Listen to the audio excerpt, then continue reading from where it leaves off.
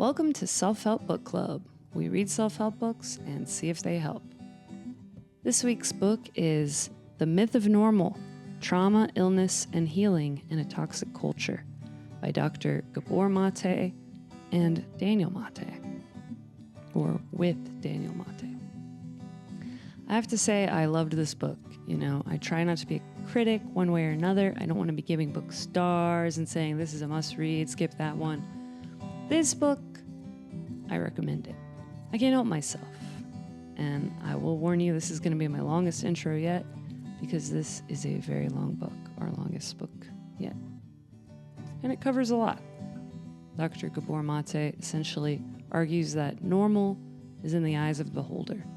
In our society, and especially in the medical world, what we have accepted as, quote, normal is so relative to the conditions of very recent times, particularly when it comes to health, trauma, and emotional well-being.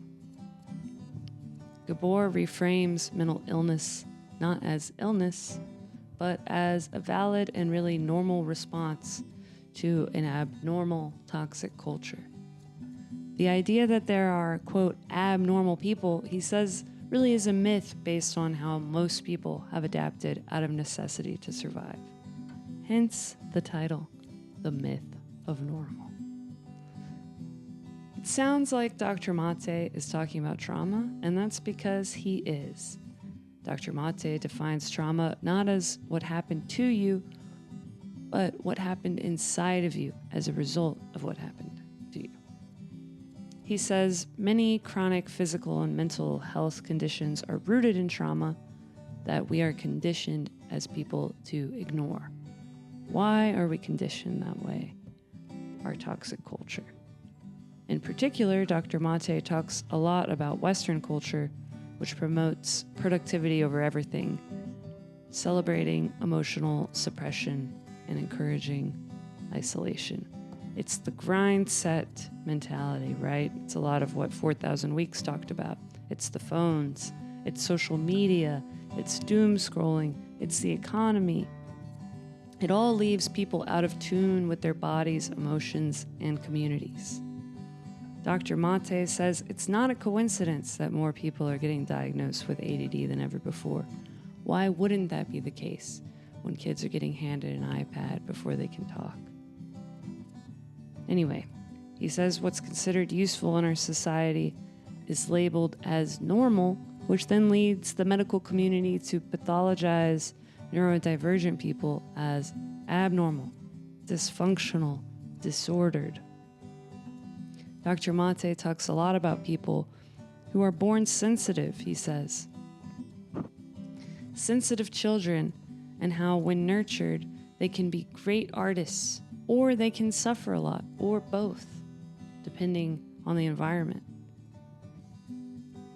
If vulnerability is celebrated and protected, it's a gift. People can find safety in that. If vulnerability is suppressed, it becomes the root of a lot of trauma. Dr. Maté talks about comedians as an example. He says famous comedians that he talked to used art and drugs as a way to cope with their isolation. This all hit home for me in a big way. I'm a comedian, I know a lot of comedians, and I do wonder sometimes why I'm a comedian. What is the nurture and nature of that? My mom always called me a funny child, a sensitive child. She said I was a goofball. She also said I cried a lot about the wars of the world, And as a baby, I sat in silence, not crying, but seemingly taking everything in. As a teenager, some people tried to diagnose me with ADD, and recently I've been diagnosed with PTSD, autism. A lot of it becomes the question of who I was before the bad things happened, Maybe autism is who I was from the beginning, that sensitive child. But the PTSD, the trauma, comes from how the world responded to that. I don't know. I have seen some value in that diagnosis. This idea of the world demanding for me to adjust, to self-abandon and go with the flow of this misogynistic, capitalistic world. that Dr. Maté talks about, I identify with that as well. Dr. Maté says that the flight from vulnerability is a flight from the self. That's an idea that sat with me a lot. He says the shutdown of vulnerable feelings reinforces a sense of emptiness. But on the other end of that, he says that the love, attention, and security only adults can offer liberates children from the need to make themselves invulnerable and restores them to potential for life. I like that a lot. My throat always closes up when I talk about childhood trauma. What is that? With that in mind, Dr. Maté suggests that many mental illness symptoms people have, hypervigilance, people-pleasing, dissociation, are adaptive survival strategies that are formed in unsafe environments. Rather than asking, "What's wrong with you?" Maté would ask, "What happened to you?" And if you're drinking right now, how does it help? If you change your habits, how did they help you feel better? Is it still helping? He says it seems like there's usually a ceiling on the good feelings that come from a lot of coping mechanisms. And Dr. Maté invites the reader not to judge themselves for their coping mechanisms, but to reevaluate. All right, that helped me when I was younger. Thank you, younger me, for surviving. That was really hard, what you/we went through. Now, do I still need to be disassociating today? Maybe not. Dr. Maté goes on after that to explore the mind-body connection. He says emotional stress directly impacts physical health, from autoimmune diseases to cancer. He's not saying stress is the only factor, but he is saying that healing should be holistic, integrating body, mind, and spirit, not just medication, not just therapy. He explores ancient healing strategies as well, and the idea that a lot of humans today have forgotten our methods for healing that indigenous cultures are still practicing successfully. Maté says that as children, we're more connected, inherently more connected, but we often sacrifice our authenticity to preserve attachment to the adults who are taking care of us. He says it's this disconnection that shows up later as our people-pleasing habits, our disassociation, all these other coping strategies. He says that this even comes up in our politics, this childhood trauma. He brings up an example as how Americans view presidential candidates in this parentified familial way. He gives an example of Randy Rainbow tweeting, "Good night, Mom and Dad," to Kamala Harris and Joe Biden. I was glad he brought that up because as I was reading this book, I saw a clip of a CNN anchor crying when Biden stepped down from the presidential race, saying, "Sometimes you have to take the keys away from Grandpa and give them to your fun aunt. Like, go to therapy, dude." The Republicans too. I saw Tucker Carlson say, "It's time for Daddy Trump to come home and give us a spanking." The president is not our family. The president is a war criminal who we hire to build roads. Every 4 years, we give the president money for health care, and he uses it to bomb the Middle East. Or she. Someday, fingers crossed, ladies. But I loved that Dr. Maté went there, He didn't just make this about self-help. It's the big picture, He even talks about Palestine. That's how he ends the book. That's what the book becomes about. He's saying we have to address it all, or we're not addressing it. I love that he goes there, But really, I love this book. I've been struggling with self-help as a genre overall because inherently self-help is about looking inward, and with the exception of this book, I haven't really read a lot in the category that addresses the societal aspects of trauma. Reading a lot of other self-help books actually made me want to take a break from the concept altogether and to suggest that you read books that are a little more big picture, read Bell Hooks, All About Love, which redefines love in a really beautiful way. Read Ta-Nehisi Coates, The Message. Talks about what it means to be a storyteller, to challenge how you see the whole world. His story starts in South Carolina and it ends in Palestine.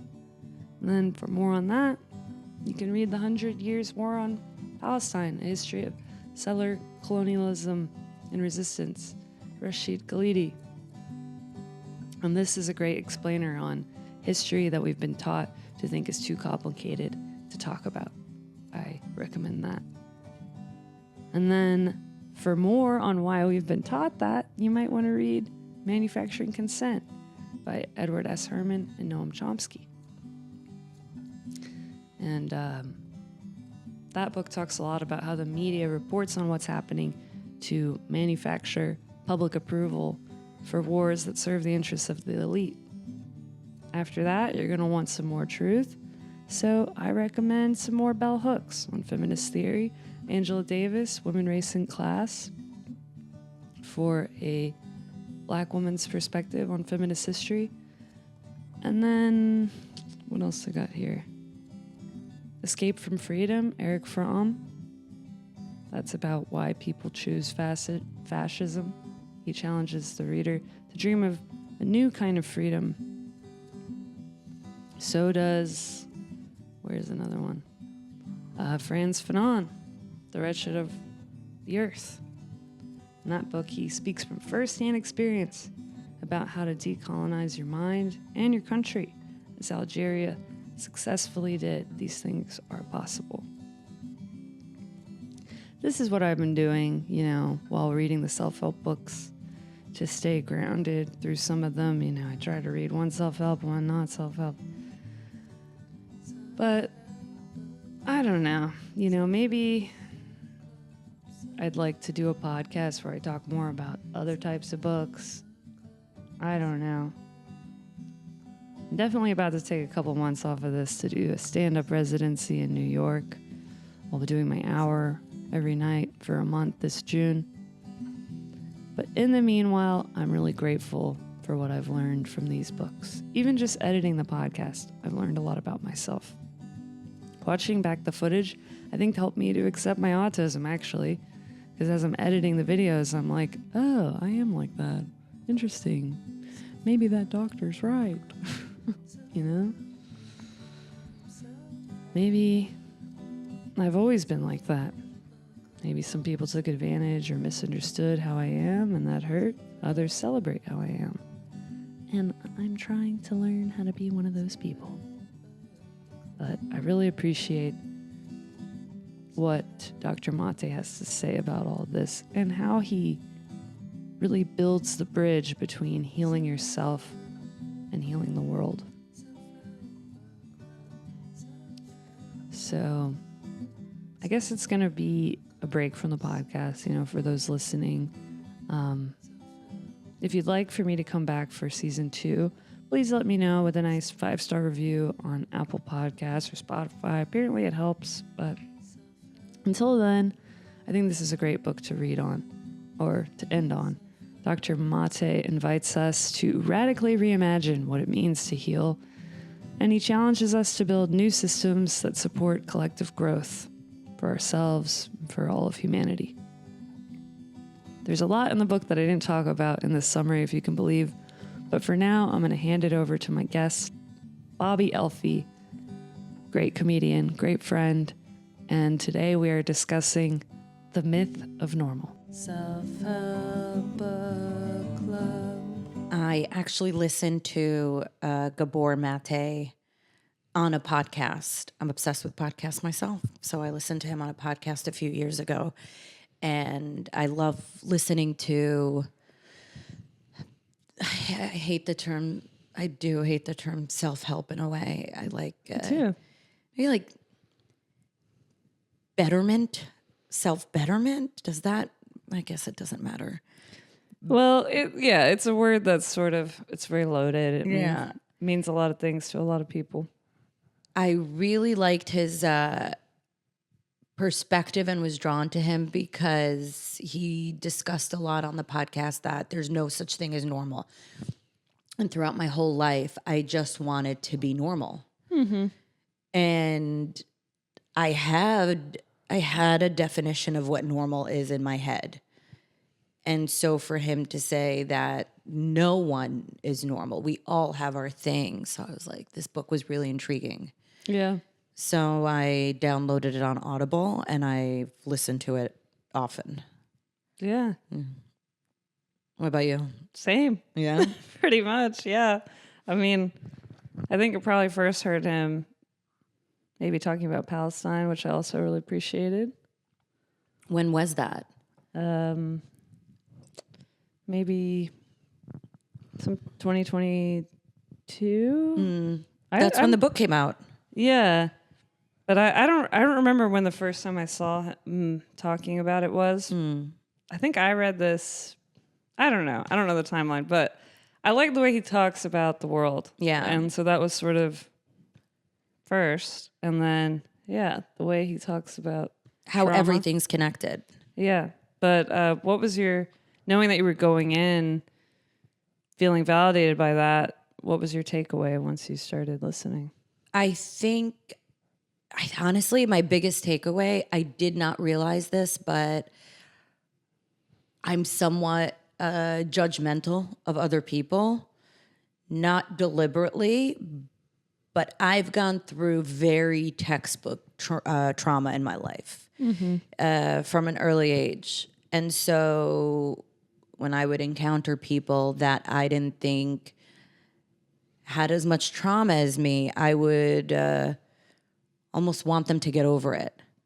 Right. And the book really helped me find my compassion that I thought I had. I thought I had a lot of compassion, and I do. But to use an example, I had an ex-boyfriend who was an alcoholic. I'm sure he still is. I don't know anything about him. But while we were dating, one of his biggest things was that his parents got divorced when he was 11. And it was, to me, not a substantial enough reason to be the way he was. Not the alcoholism part, but be as... I was just like, how is this affecting you this much, dude? But I was subconsciously and also actively comparing our experiences in trauma. Right. You can't help it sometimes. And this was so long ago. And I've since learned not to do that or compare trauma in general. But I remember when I listened to Gabor Maté in the podcast and then reading the book where he goes further into detail about it, he talks about, people might seem okay on the outside, but you can have a traumatic event occur in utero or go through a car accident at the age of 1. Right. And not realize why, as an adult, you feel certain trauma. Right. And I thought that was so interesting. Oh, me too. Yeah. And another thing, and kind of, I guess, sort of the other end of the same point that he made is like, he would talk about, someone could experience the same, like, I know you and I have both been through like some like capital T, like traumatic events. Yeah. But he would say someone can go through the same like big event, and one person might walk away like basically not feeling trauma from that. And another person might be carrying it as this heavy pain for the rest of their life. Yeah. And he talks a lot about like, he gives this example where he asks someone how they felt when this traumatic event happened, and they said they felt isolated, they felt scared, etc. And then he said, "Did you tell anyone about it?" She said, "No." He says, "Why?" because that's when your trauma started. Like, you know, if she didn't feel safe to share, she didn't feel that she would be believed, or she didn't feel protected. And so a lot of times he's saying, like, how we're raised, you know, if we're raised to feel safe to be vulnerable, then when something happens, we feel safe to be vulnerable in how we express ourselves about it, versus like having that isolation. And that recontextualized a lot, because I've had those boyfriends too who, like, you know, I share like my big thing and then they're like, and my dog also died. And I'm like, Yeah. And I'm not taking anything away from anyone. And your point is part of what made me realize that, I guess that was a really big thing for him. Oh, yeah. That's not for me to say what's big and what's not. That right, exactly. It made me realize, like, oh, he feels a certain, I can't feel anything for anyone else. And there's no point in comparing our trauma. Right.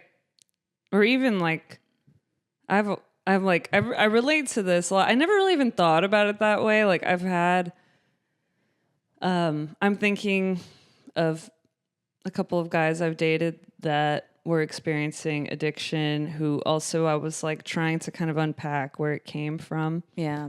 And I never really thought about it the way you're saying it. I'm kind of thinking that in real time, like, oh, I was kind of like that. I didn't really even get to the point of like journaling it out or like acknowledging that I was being that way.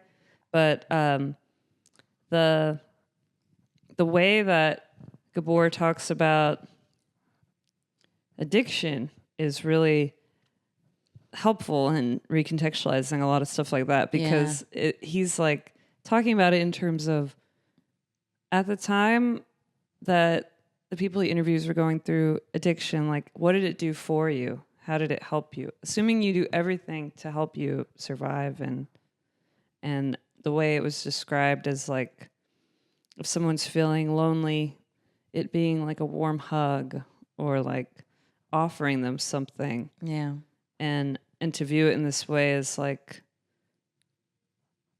of course, like, he's not the first person to use the word self-medicating, but to really take away the, not pathologizing it, like, addiction is one way of expressing, like, one person could try crack cocaine and not be addicted to it at all, but another person might be benefiting from the effects of it, is sort of how, I don't know. I think it's kind of controversial, no? Because his perspective is that addiction isn't genetic. It starts from trauma. That's what I got from what he was saying. There were some things that I felt like, if you sort of isolate the sentence, it could like there's some stuff he says about physical illnesses as well, where you could interpret it as it all comes from trauma. Yes. And I know, like, I can think of like a cousin I have who's had breast cancer, who would be so pissed to, like, if anyone were to suggest that it came from her being like too nurturing or something, and like not just coming from our genetics of our family. Yeah. But it seems like he does say those kind of things of like trauma being a factor, but he also acknowledges he's looking at the holistic picture of like combination of genetics, society, trauma, etc. But saying like not to just say, oh, it's a disease, and like just explain it away in that. And he does bring up something like breast cancer. I don't remember specifically, but he does talk about how it could be dormant in your body through genetics, but your environment can have a huge effect on whether you actually end up getting breast cancer or not. This is where, like, I'm like, I don't want to overstep or offend anyone because, and we have discussed this off the podcast, how we've gone through very traumatic experiences. So it's helped me to know that I could be in control of who I am as an adult by understanding my genetics, my gender, my ethnicity, and my environment as an adult. And so the book, his perspective, puts all that together in a very eloquent way that is more helpful to me than anything. But you're right. I'm actually careful about saying a lot of my beliefs on the matter with other people because they might be offended. I don't want to offend my friend who has rheumatoid arthritis, for instance, by saying, well, it's probably trauma and stress induced. Right. Because I read it in a book. Yeah. It feels like when I recommend this book, it does feel like I feel like it comes with a lot less caveats than I know another book that you gave to me. I have sitting right here, Heal Your Body, Luis, which it's you and I can talk about that and be like, yeah, we'll use these mantras, but also I don't think if you're sexually insecure, that means you get HIV or whatever. Yeah. It's highly contagious. Yeah. But this idea that your body will just not receive highly contagious diseases or but there is I'm saying too much without explaining, but there is a category of self-help where self-help authors are saying, oh yeah, anything in your body, it's coming from your vibes, and you can fix your vibes and you can fix your life. Yeah. But I love this book because I think it's so much more than that. And he's really, anytime he even says anything close to that, he immediately adds all the caveats and the big picture and saying society is in the way and capitalism is in the way and racism is in the way, sexism is in the way, and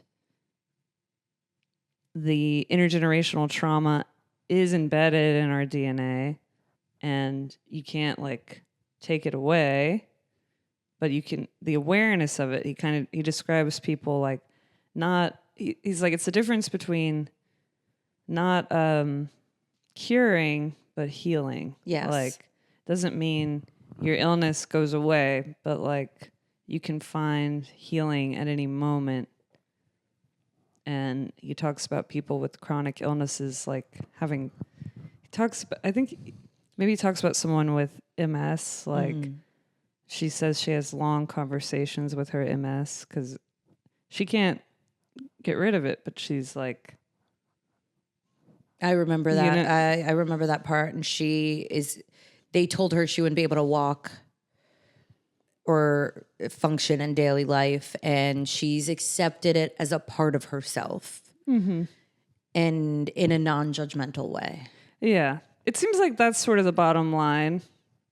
If there's a way to simplify there's a lot of big ideas in here that he elaborates on in a big way. It's a long book for a reason. Yeah. It's not simplified, but taking away the judgment does feel like the big underlying thing. If I were to really just try to remember one thing, it's kind of to remove the judgment when thinking about a diagnosis or an illness. Yeah. I think it's with some of these books, when they say it's just that, then I get it can be triggering. Yeah. No, I don't think anything is just anything. Yeah. I mean, doctors are finding out that a lot of things are stress induced. I think we're constantly manifesting. I think manifestation works the way gravity does. Yeah. You can fall into a pit, or you can acknowledge that if you don't look where you're going and go around it, you're gonna fall into the pit if you don't go around it. Yeah. It's not just, oh, I'm going to think of something and then it's going to magically happen. Things don't magically happen. We create things with intent. I think a lot of things in my life have been stress induced, but then reading The Myth of Normal helped me realize that it's because of my environment. I grew up Egyptian on Long Island to immigrant parents. I'm an immigrant. I came here at 5. I didn't speak any English. I learned English at 5 in this country in school.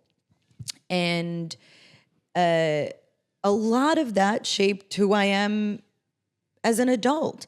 I grew up in an abusive household. I had a lot of shame about that because I grew up on Long Island, where a lot of other Egyptians weren't around. I wasn't around them at the time. And so I thought it was a situation unique to me, and a lot of people I grew up around were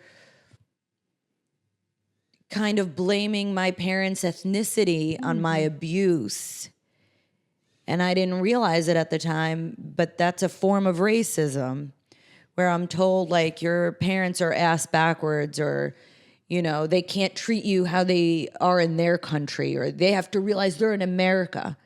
Then you grow up as an Egyptian talking to, white people and realize that abuse happens in white families too, but then these white people were making me feel bad about it, as if it doesn't happen, as if it was an isolated incident for me. And it wasn't, but then I also would meet other Arabs that came from loving homes, and then that weighed heavy on me, where you realize, oh, that could have been a thing that I had. And so it's a constant realization of your society, a mourning process for your life, wanting to just be normal. Like, I just wanted to have 2 normal parents that weren't loud, abusive. I wanted to be loved. I wanted a sense of normalcy at home. And then I got to a certain age where I'm like, well, I can create that.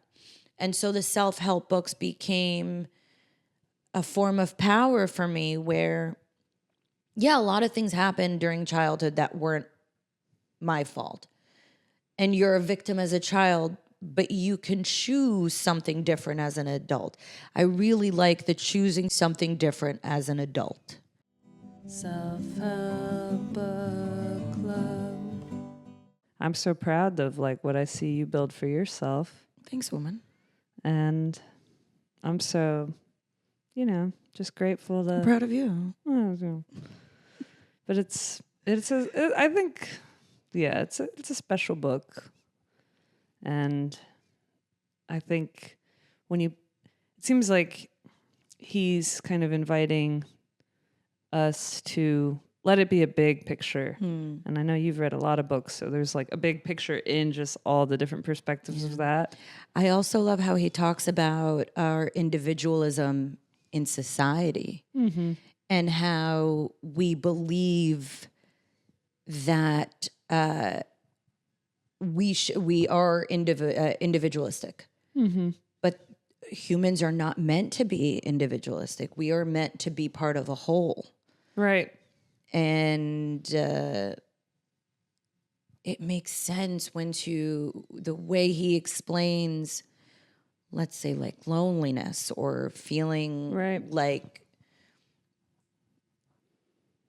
your pain is an isolated incident. And then he breaks it down that we're all going around in our capitalistic Western society thinking that we need to just take care of ourselves, or we need to develop our personalities in a self-serving way, but we're supposed to serve each other, society, and I don't remember the exact wording, but he's like, it takes everyone to raise one human. Yeah. Yeah, absolutely. He comes at it of course you're isolated. Of course more people are getting ADD. Of course, you don't know what to focus on, of course. You're overwhelmed and scared. Like, we live in a world that would make you feel that way. Mm-hmm. And when he goes to that, I guess it's like an ayahuasca trip he's supposed to be guiding people on. Mm-hmm. And then the healer makes him just go to his own tent and is like, you don't know anything. Like, you're coming here with your Western expertise Yeah. and you're carrying so much anxiety that you actually, how are you going to help the other people here? Yeah. And he's like, oh yeah, there's like thousands of years of practice around how to heal people. And I'm, stuck in this, like, there's this whole history of. And that's actually, he talks about that's what's supposed to be innate in us. Right. Is that we are supposed to heal ourselves with each other. Mm-hmm. And we've gone away from that. I think the book is really good about making you go really in and then putting you back out. Right. Yeah, it's like it is both. Yeah. And it's like when you realize, like you said, like when you feel like your whole life you're just trying to be normal, that's really hard. Like, that's a lot of work. Mm-hmm. And when you finally like quit doing that, it's like can be kind of there's some burnout with that. Like, it's like, Yeah. all right. Well, because he talks about your specific pain and you have this pain, but then he's like, you're not special. Everybody has a pain. Yeah. And I think for a lot of my life, I've been told like, oh, you come across like really well put together. And I'm like, that was such a compliment. That's so deliberate. Because inside, I'm not. My fear is that people know I'm not, but you're like, I have to be well put together because I'm not, and everybody else is. But he discusses that nobody else really is. And we're a part of this bigger society. And our pain is very individual, but it's also a collective pain. Self-help book club. It's an exercise that I really like too. And he's not the only one that talks about this, but I like how he talks about it because it's very practical. Byron Katie, I don't know if you know Byron Katie, she also talks about observing negative thought. So illness aside, when it comes to just having those negative thought patterns, he says you can have one positive thought, but then you can have like, and think about it once. You can have a positive thought and think about it once. And you can have a negative thought and that will repeat 9 times more than that positive thought. And one of the exercises that I like is where he says you write it down so that it's no longer in your body, no longer in your head. It's on a piece of paper. And you name it and observe it. And it's a part of you. You don't have any judgment towards it. You don't. I think that's what we do a lot. We have negative thoughts about ourselves, about our past, about things that happen to us, whether it's environment, gender, race related. And it's something that we can't control, but then we take it on as a part of us in a negative way, where he talks about writing it down, acknowledging it, and it's just a thing. Yeah, like letting it be seems like a lot of like, if you have something like a pain in your body, you're holding on to this trauma rather than like just trying to like get it out, like kind of figuring out where it wants to go. I know a lot of like somatic therapy practices talk about like that, like acceptance and kind of being the watcher of yourself. But I liked the way Gabor talked about his own self, like kind of having that, he had that moment of realizing he's like guiding everyone through their trauma. He's this world-renowned expert, but he hadn't really dealt with his own stuff. Yeah. And he's still holding on to it. And he had this realization that he's like holding on to so much anger and maybe he's not ready to forgive. And then there was this other, I think it was, he's a Holocaust survivor, for those who haven't read the book, but he talks to another Holocaust survivor who's like, maybe I'll never forgive. That's okay. But if you could just let it be with you, like let it just be. And it seems like a lot of what he talks about is lifting the illusion, like removing the lies you tell yourself to make everything make sense and just let be with the truth. And that like was totally, that was like the, I don't know, eureka moment for me. It was like, oh yeah, what lies am I telling myself? Or he also asked like, what are you not allowing yourself to say no to?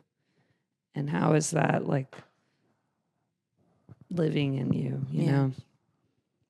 And for him, and that's kind of where I guess his like Palestine advocacy begins, is that he realized with his trauma as a Holocaust survivor, was holding on to the lie of first Russia being his hero, then the United States being his hero, and Israel being his hero, and to let the illusion fall away. And what was left was what he's become now, which is this really dedicated advocate. Yeah, and that's how he ends the book. Can I read a quote from the book from the last chapter? Yes, please. That would be awesome. That's a great way to end it. Okay, I wrote it down because, again, of the times and world we're living in, and you mentioned Gabor is a Holocaust survivor, and he talks about a lot of world issues. So this is just a little part of the end of the book about the illusion of our society. And you talked about like Russian society, American society. And he says, I had an arrival as well at the heart-rendering realization that the dream that had been a balm to my soul, that of a triumphant Jewish national rebirth in my people's ancestral biblical home, had been achieved by imposing a nightmare on the Palestinian inhabitants of the land, a nightmare that continues to this day. Visiting the West Bank and Gaza, I wept every day for 2 weeks. And this book was written, again, in September 13th, 2022. It came out.